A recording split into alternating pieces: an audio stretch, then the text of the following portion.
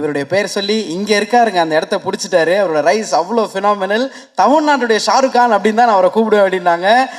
நல்ல நல்ல கைத்தட்டலோட நம்ம வீட்டு பிள்ளைனா எம்ஜிஆர், எங்கள் வீட்டு பிள்ளைனா வேற யாரு, அண்ணன் எஸ்கே அவர்களை பேச அழைக்கிறோம்.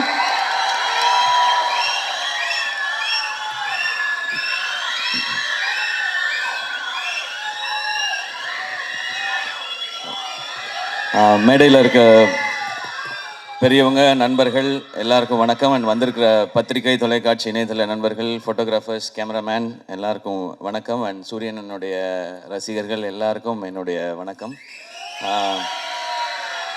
ஃபஸ்ட்டு ஒரு கொஞ்சம் நேரம் லேட்டாக வந்துட்டேன், அதுக்கு ஃபஸ்ட்டு சாரி. எங்கேருந்து ஆரம்பிக்கணும்னு தெரியல. ஏன்னா இந்த படத்தில் எனக்கு பிடிச்சவங்க, நெருக்கமானவங்க நிறைய பேர் இருக்கிறாங்க. நான் முதல்ல இந்த படத்துடைய ட்ரெய்லர் பற்றி சொல்லிடுறேன். ஒரு சாலிட் ஆக்ஷன் ஃபிலிமுக்கான எல்லாமே இருக்கிற ஒரு ட்ரெய்லராக இருந்துச்சு அது. இந்த படம் இதையே தான் டெலிவர் பண்ணோம் அப்படின்னு நான் நம்புகிறேன். அண்ட் துரை செந்தில் அண்ணன், என்னுடைய எதிர்நீச்சல் காக்கி சட்டை படத்தின் இயக்குனர், அவர் ஸ்பாட்டில் எல்லாரும் சொன்னது அப்படி தான், எப்போவுமே சிரிச்சுட்டே அந்த ஸ்மைலோடே தான் இருப்பார். திட்டணுன்னா கூட அதிகபட்சம் சிரிச்சுட்டே ஏன் இப்படி பண்ணீங்க அப்படின்னு கேட்பார். தப்பு பண்ணவனுக்கே ஒரு டவுட்டாக இருக்கும், இருந்தாலும் நம்மளை கலாய்க்கிறாரா இல்லை திட்ட தான் செய்கிறாரா என்ன அப்படின்னு சொல்லி. அவ்வளோ ஒரு ஸ்வீட்டான மனிதர். ஸோ அவர் இந்த படம் ஒரு பெர்ஃபெக்டான டைட்டிலோட, ஒரு அருமையான ஒரு களத்தோடு வருது. அவருக்கு இன்னும் ஒரு வெற்றி படமாக இந்த படம் இருக்கட்டும். ஏன்னா அவர் என்னை முதல் முறை மீட் பண்ணி அவர் எனக்கான கதை சொல்லும்போதே நான் என்ன நினச்சேன்னு தெரியல, என்கிட்ட இருந்த ஒரு கதையை சொன்னேன். நான் முன்னாடி அசிஸ்டன்ட் டைரக்டராக ஒர்க் பண்ணதுனால அந்த டைம்லாம் இருக்கல. ஸோ எப்போ அவர் எனக்கு கதை சொல்ல வந்தாலும் நான் ஒரு கதையை அவர்கிட்ட சொல்லுவேன். இப்படி தான் எங்களோட ரிலேஷன். அது ஏன்னு அவர்கிட்ட மட்டும்தான் நான் வேறு யார்ட்டையும் அப்படி சொல்லியிருக்கேனான்றது தெரியல. அவ்வளோ ஒரு கம்ஃபர்ட் இருக்கும். வடிவுக்கரசி அம்மா சொன்ன மாதிரி எப்போவுமே எல்லாரையுமே சந்தோஷமாக கரெக்டாக அவங்கள வச்சுக்கிறதுல அவர் அடிச்சிக்கவே முடியாதுன்னு நினைக்கிறேன். எனக்கு அவரோட ஒர்க் பண்ணது ஒரு நல்ல அனுபவம். இந்த வெற்றி இன்னும் அவர் அடுத்த கட்டத்துக்கு கொண்டு போட்டோம். வாழ்த்துக்கள்ண்ணே. அண்ட் குமார்ண்ணே, அவர் வருத்தப்படா வாலிபர் சங்கமில் எனக்கு பழக்கம். அப்போ அவர் ஒர்க் பண்ணார், ப்ரொடக்ஷன் எக்ஸிக்யூட்டிவாக ஒர்க் பண்ணார். விட மாட்டார், எல்லாரையும் ட்ரில்லு வாங்குவார், சீக்கிரம் வேலையை முடிக்கணும், டைம் வேஸ்ட் பண்ண விட மாட்டார், காசு வேஸ்ட் பண்ண விட மாட்டார். ஸோ வேற ஒருத்தர் காசு போட்டாலே அப்படி இருக்கிற ஒருத்தர் அவர் காசு போட்டால் எப்படி இருப்பாருன்னு நீங்கள் நினச்சிக்கோங்க. எனக்கு தெரிஞ்ச ப்ரொடியூசராக இல்லாமல் அங்கேயுமே ஒரு ப்ரொடக்ஷன் எக்ஸிக்யூட்டிவாக தான் பிஹேவ் பண்ணியிருப்பாருன்னு நினைக்கிறேன். ஏன்னா யாராவது டப்புன்னு சம்பளம் கேட்டுருவாங்களோ அப்படின்றதுனால சீக்கிரம் முடிக்கலையா அப்படின்னு அந்த கோவமான ஒரு ஃபேஸ் ஒன்று வச்சுப்பார். அண்ட் நான் அவரை நிறைய டைம் பார்த்துருக்கேன். சூரியனை இறக்கி விட்டு போவார் அவர் வீட்டுக்கிட்ட. நான் இங்கேருந்து அப்படியே நடந்தே போய்க்கிறேன் அப்படின்வார். சரி, வீடு ஏதோ குட்டியாக இருக்கும் போல், நம்மலாம் வர்றதுக்காக யோசிக்கிறாரு அப்படின்னு பார்த்தா அப்புறம் தான் சூரியன், தம்பி தம்பி தம்பி ஏகப்பட்டது வச்சுருக்கேன் தம்பி, சண்டால 4-5 வீடு வச்சுருக்கேன், நம்மள்ட்ட சொல்ல மாட்டான் அப்படின்னு சொல்லி சொல்லுவார். ஸோ அவர் அப்போயே ப்ரொடியூசருக்கு தேவையான எல்லா வேலையும் அப்போயே செஞ்சுட்டு வந்துட்டார் கரெக்டாக. இந்த படம் அவருக்கு இன்னும் நிறைய லாபத்தை கொடுக்கட்டும். ஏன்னா ப்ரொடியூசருக்கு இன்றைக்கி தேவை அதுதான். ஏன்னா அது கொடுத்தா நிச்சயமாக அவர் இன்னும் நிறையா படங்கள் பண்ணுவார். அண்ட் சூரியனை வச்சு இன்னும் நிறையா படங்கள் அது பண்ணி தான் ஆகணும், வேறு வழி கிடையாது. இவரும் அவருக்கு பண்ணி தான் ஆகணும், அவரே இவருக்கு பண்ணி தான் ஆகணும்.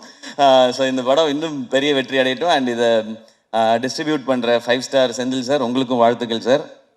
இந்த படமும் உங்களுக்கு ஒரு வெற்றி படமாக அமையட்டும் சார், வாழ்த்துக்கள்.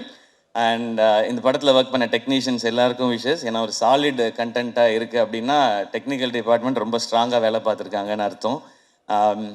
அண்ட் இப்போ நான் சூரியனை பற்றி பேசிடுறேன். சூரியனை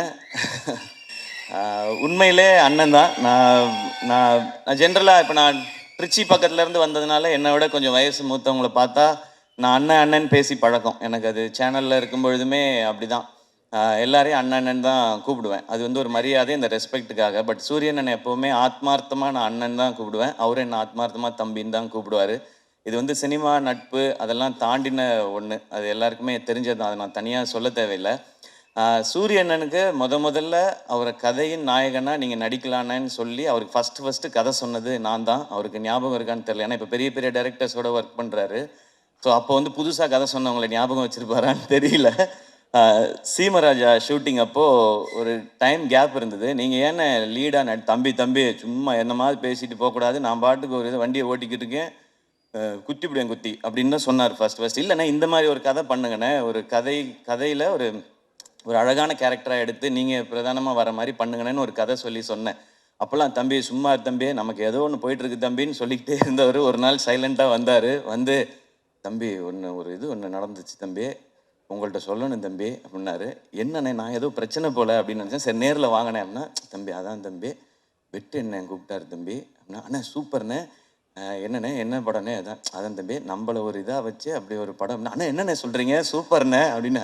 தம்பி தம்பி நமக்கு தான் கொஞ்சம் பதட்டமாக இருக்குது தம்பி அண்ணன் சூப்பரு ஆனால் வந்து எப்படி தம்பினாரு அண்ணா கண்ணை மூடிட்டு போய் அவர் சொல்கிறத கேட்டு நடிச்சுட்டு வந்துருங்கண்ணே உங்களோட டைமென்ஷனே மாற்றி விடுவார் தம்பி அவர் அந்த படம் பண்ணிடுவேன் தம்பி அதுக்கப்புறம் என்ன செய்யறது தம்பி யாரும் கூப்பிடாம விட்டான் ஏன்னா நான் என்ன பண்ணுறேன் அப்படிலாம் இல்லைண்ணே நீங்கள் ஃபஸ்ட்டு போங்கண்ணே உங்களுக்குள்ளே இருக்க டேலண்ட்டாக அவர் வந்து வெளியில் கொண்டு வந்துடுவாருண்ணே அதை பார்க்கும்பொழுது இங்கே எல்லாருக்கும் தேவைண்ணே இப்படி ஒரு சேது பிரதர் சொன்ன மாதிரி தான் இப்படி ஒரு முகம் வந்து தேவை எல்லாருக்கும் இந்த மாதிரி கதையை சொல்கிறதுக்கு நீங்கள் போங்க அந்த எக்ஸ்பீரியன்ஸே நல்லாயிருக்கும் அப்படின்னு சொல்லி அது எனக்கு கேட்கும்போதே சந்தோஷமாக இருந்துச்சு. அப்போ நான் சொன்னேன் இதுதான் உங்கள் லைஃபோட பிக்கஸ்ட் டேர்னிங் பாயிண்ட் இந்த மொமெண்ட் தான். எனக்கு அப்போ என்ன கதைன்னு தெரியாது என்ன படம் வரப்போகுதுன்னு தெரியாது. நான் வெற்றி சார் மாதிரி ஒருத்தட்ட போகும்பொழுது சூரியன் என்னவா வருவார் ஆனால் சூரியனோட டேலண்ட் பற்றி நிறையா தெரியும். நான் தான் அதிக நேரம் அவரோட எனக்கு தெரிஞ்சு நிறையா படங்கள் பண்ணதுனால நிறையா நேரம் செலவழிச்சிருக்கேன்னு நான் நினைக்கிறேன். காமெடி பண்ணுற ஒருத்தர்னால எமோஷன்ஸையோ சீரியஸான விஷயத்தையோ நிச்சயமாக சாலிடாக பண்ண முடியும். காமெடி பண்ணுற யாரையும் அண்டர் எஸ்டிமேட் பண்ணிடாதீங்க. அதுக்கு இன்னொரு எக்ஸாம்பிள் சூரியன். ரொம்ப சீரியஸாக பர்ஃபார்ம் பண்ணுறவங்களால காமெடி பண்ண முடியாது, அது ரொம்ப கஷ்டம் அது. ஆனால் காமெடி பண்ணுறவங்களால சீரியஸான ரோல் எடுத்து பண்ண முடியும். இப்போ வெற்றி சார் மாதிரி ஒருத்தர் இருக்கும்போது அவருக்கு ஆக்சுவலாக நம்ம ஐபிஎல்ல சொல்கிற மாதிரி தான் ஃப்ரீ ஹிட் சூரியன். எனக்கு ஜாலியாக கண்ணை மூடிட்டு சுற்றலாம், 6 தான் அது எப்படி போய் விழுந்தாலும். அப்படி ஒரு பர்ஃபார்மன்ஸ் அந்த படத்தில் கொடுத்து தன்னை வந்து நிலைநிறுத்திக்கிட்டாரு. இப்போ ஆனால் கேட்டால் சொல்லுவார் அண்ணே ஹீரோ ஆயிட்டீங்க எப்படின்னா தம்பி அதெல்லாம் இல்லை தம்பி நம்மளை பிச்சு போடுவேன் இன்னொரு வாட்டி இதே ட்ராமா அவங்க பண்ணவே கூடாது அடுத்தடுத்து அதான் பண்ணுறீங்கன்னா. அப்புறம் கொட்டுக்காளி நாங்கள் பண்ணியிருக்கோம். ஸோ வெற்றி சார் வந்து விடுதலைன்னு ஒரு படத்தில் சூரியனனுக்கு இப்படி ஒரு அடையாளத்தை கொடுத்துருக்காரு. அதுலேருந்து ஒரு பர்சன் கூட கீழே இறங்கிடக்கூடாது, அது கரெக்டாக இருக்கணும்னு சொன்னாங்கன்னு சொன்னாங்க. ஆனால் கொட்டுக்காளி படத்தில் ஒரு ஸ்டெப் அதை விட நெக்ஸ்ட் ஸ்டெப் இருக்குன்னு நான் நம்புகிறேன் சார். ஸோ அது வந்து எங்களுக்கு ரொம்ப வினோத் இங்கே இருக்காப்புல அந்த படத்தில் ரொம்ப இன்னும் ஒரு புதுசான ஒரு சூரியனை நீங்கள் டெஃபினட்டாக பார்ப்பீங்க. அண்ட் இந்த படம் ஃபுல்லான ஆக்ஷன். அவருக்கு ஆக்ஷன் பண்ணுறது ஒரு பெரிய விஷயம் இல்லை, ஏன்னா அவர் எப்போவுமே வந்து ஒர்க் அவுட்லேயே தான் இருப்பார். நான் வந்து ஜாலியாக சாப்பிட்டுட்டு சுற்றிட்டு இருப்பேன் ஷூட்டிங்லலாம். அவர் எப்போவுமே தம்பி ஒர்க் அவுட் தம்பி இன்றைக்கி நான் பார் தம்பி சூப்பராக பண்ணிட்டு வரேன்னு சொல்லி ஃபுல்லாக ஒர்க் அவுட் மோட்லேயே தான் இருப்பார். ஸோ அவர் அந்த ஆக்ஷன் பண்ணுறதுக்கெல்லாம் அவர் எப்போவோ ரெடி. இப்போ அதுக்கான கதை வந்துகிட்டே இருக்குதுன்னு நினைக்கிறேன். இப்போ வந்து ரொம்ப கிளியராக இருக்கார். நான் வந்து இனிமேல் ஹீரோவாக தான் பண்ணுவேன் அப்படின்றதுல ரொம்ப ரொம்ப கிளியராக இருக்கார் சூரியனை. நிறையா டைம் இன்ஸ்டாகிராமில் உட்காந்து ஹீரோயின்லாம் செலக்ட் பண்ணிட்டே இருக்கார். இதெல்லாம் பார்த்து தம்பி இது கரெக்டாக இருக்குமா தம்பி அப்படிலாம் சொல்லி ஸோ அந்த லெவலுக்கு பர்ஃபெக்டாக ஒரு ஹீரோவாக எல்லாமே செட் ஆகிட்டாரு. ஸோ ஆனால் கருடன் படம் உங்களுக்கு இன்னும் ஒரு பெரிய மைல் ஸ்டோனாக இருக்கட்டும். அண்ட் கொட்டுக்காலியை எல்லாருக்கும் காட்டுறதுக்கு நான் வந்து காத்திருக்கேன். எல்லாரும் அதை பார்க்கணுன்னு நான் ஆசைப்பட்றேன். சீக்கிரம் கொண்டு வந்து முக்கியமாக வெற்றி சார்கிட்ட ஃபஸ்ட்டு காட்டணும். ஏன்னா கொட்டுக்காளி படம் பற்றி எல்லாம் தெரியறதுக்கு முன்னாடியே வெற்றி சார் வந்து எல்லாட்டையுமே இந்த படம் ரொம்ப ரொம்ப ஸ்பெஷல் ஃபிலிமாக இருக்கும்னு சொல்லி டைரக்டரை வந்து பயங்கரமாக அப்ரிஷியேட் பண்ணி சொன்னாங்க. ஸோ உங்கள்கிட்ட காட்டுறதுக்காக வெயிட் பண்ணிகிட்டு இருக்கோம் சார். அண்ட் சூரியன் இந்த படத்தில் நடித்தது மாதிரியே அவருக்கு சப்போர்ட் பண்ணணும் அப்படின்றதுக்காக சசிகுமார் சார் அவங்க இந்த படத்தில் இணைஞ்சிருக்காங்க. சசி சார் எல்லாருக்குமே தெரியும், எல்லாருக்கும் வந்து அவங்கள ரொம்ப பிடிக்கும்.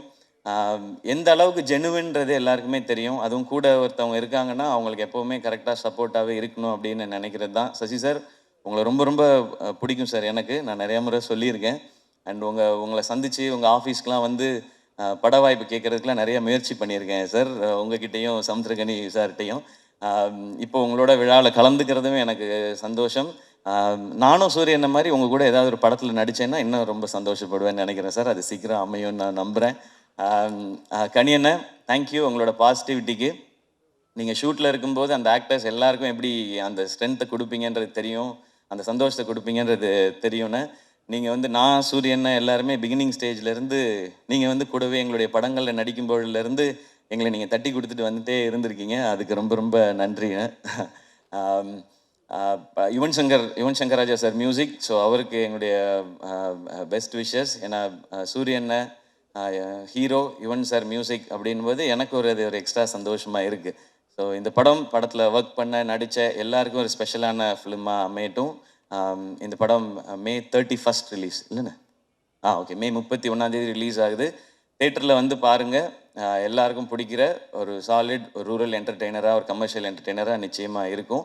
அண்ட் வடிவுகரசியமாக நிச்சயமாக எனக்கும் உங்களோட நடிக்கணுன்ற ஆசை நிறையவே இருக்குது.